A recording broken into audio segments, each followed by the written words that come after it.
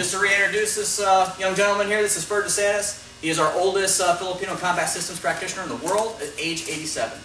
So, just to let you know, you can still train. You're not old if you're 40, and you can't say, oh, well, I can't train because I'm 40. So, he's been doing it twice as long as you've been alive.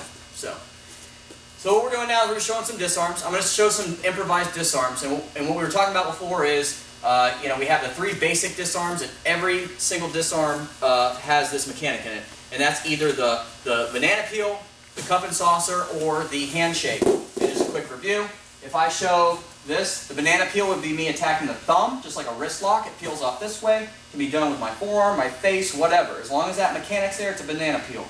The cup and saucer looks like this, cup and saucer, where I can eject this way, or I can eject it this way. It's isolating the pinky, just like a wrist lock position.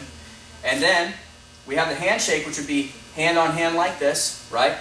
And this ejects like this. Boom. Okay. Every disarm, almost every single disarm I've ever seen, it has that in it. Okay. As pointed out to me by Amaguru Rafi Pamwan from Pamwan Arnis. Okay. So what we're going to do now is we're going to talk a little bit about improvised disarms. Disarms are not a top tier technique. When I'm sparring, I am not thinking about disarms. They're usually second or third. Okay, my first thing is knock the guy out because I'm fighting him, not the weapon. Okay, and in between beating him, if I manage to see, hey, there's a disarm there, I'll take it. But not at the expense of beating him. All right.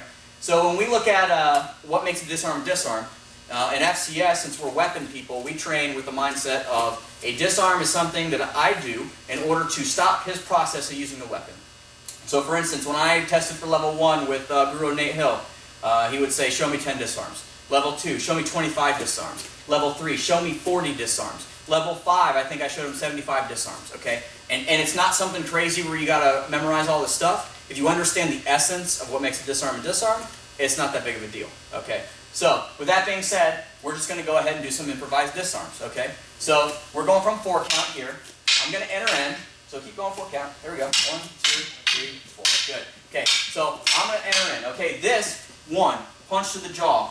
Disarm. Okay, why? I punch him in the face, and just like people know from boxing, if someone throws a jab in your mouth, you're not thinking about anything other than, ow, jab in my mouth, and then that's why 2 lands, okay? So that's why we look at the disarm that way. Here's another improvised disarm. Hook, boom, okay? Punch with the other hand. That's still a disarm. He is not cognitively using his weapon, he's getting hit in the face, all right? Let's see another disarm. Knee to the groin, okay? Not thinking about the weapon, thinking about there's a knee in my groin, okay? We can go on for days. I can go 1, 2, 3, boop, poke to the eyes, okay? So there's 4 disarms. Let's go for 5. 1, 2, 3. I can leg check this way, bam, right to the knee. Like a distraction. It's a distraction, he's not thinking about it. Keep flowing, there we go, okay? I can come through, boom, knee strike, strike, strike, okay? Still considered a disarm because he's not thinking about it. Now I can start to implement some stuff where I actually take the stick away, okay? So, that doesn't happen like this where I grab the stick and I'm over here doing this so he can punch me in the face because I'm thinking too much. And then when I got it, he's still dangerous because he's beating me in the face, right? So what I do is I come in and I go, okay, that's nice. And I come in and I throw a couple shots. 1, 2, 3, boom. There's a disarm, okay? What kind of disarm? I went like this. It peeled out from the pinky, which makes it a cup and saucer disarm, okay? The mechanism I used to facilitate that was the elbow. And if you looked at it like this, what happened is the pinky broke and it launched out. See that? That makes it a cup and saucer. I can come through this way. I can come through like this, knee, strike, bang. And I come through like this, get my snake disarm in there. Boom, boom, boom, boom, boom, boom. I don't stop what I'm doing until he drops the stick. Okay? Another improvised disarm. I can come in this way, bang, headbutt. Okay? I can come through this way and lock him like this with an arm bar, bam, hit him in the head. Still a disarm. He's not utilizing the weapon. All right? I can go, okay, let's look at banana peel disarms. Okay, there's the knee, bang, and I continue hitting. All right? Peeling from the thumb. Okay, strike, strike, strike, banana peel disarm. Oh. Okay, there it is. I just used the stick. Same exact disarm again with a different mechanism. I'm going to come in like this. I'm going to use my own body. As I turn, watch, it disarms. Then I continue my onslaught on the person. Okay? So it's not a matter of knowing 1,000 disarms. You have to know 3 mechanisms that make a disarm and understand what it is that will actually stun the person. Okay? So I should easily be able to say, okay, show me 30 disarms. And somebody who understands that can pump them out. Now we have a lot of fancy disarms too, you know, and a lot that work in sync with a lot of mechanics. The one I use almost all the time is going to be either something like this, 1, 2, 3, 4, ah, boom, with the leg shot in. I use that in sparring a lot, okay? Or this, where I'm coming in, striking, boom, ha, ha, ha, okay? Because it works into my striking pattern, not because it's a disarm, okay? I'm already over here going hit, hit, hit, and then by that time I'm looking at this and I'm going, ah, there's an opportunity for a disarm as I'm pounding the guy, and then I'm not even thinking about the disarm, I'm thinking about hitting him in the leg. I don't care about this, right? I can come through and go boom, and get the leg shot, okay? Oftentimes it doesn't really give you any advantage to disarm a guy. And what happens is, the thing that I've seen a lot, having trained reality-based martial arts and training a lot of martial arts, is people have the mindset of 2 for 1. So he comes in with the stick, and then the guy goes, oh, and he occupies it like this, all right? He is the weapon, not this. So what's he going to do when I'm sitting there going like that? He's going to be hooking me and hitting me and knee striking me. Oh, jeez. And then he's going to knock me out, okay?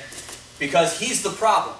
He can come in with that same weapon, right? And I can be throwing shots and hitting him and never get a disarm on this. Bang. And then it comes out. Okay, now I'll go into stick. All right? But if he's unconscious, it solves all problems. Knock the guy out, solves all problems. Or you can fish around for this and get into some problems, okay? And the thing that I always think of is this. How many times have we been in empty hand martial arts and said, this is a horrible thing for you to do, where we grab 2 to 1.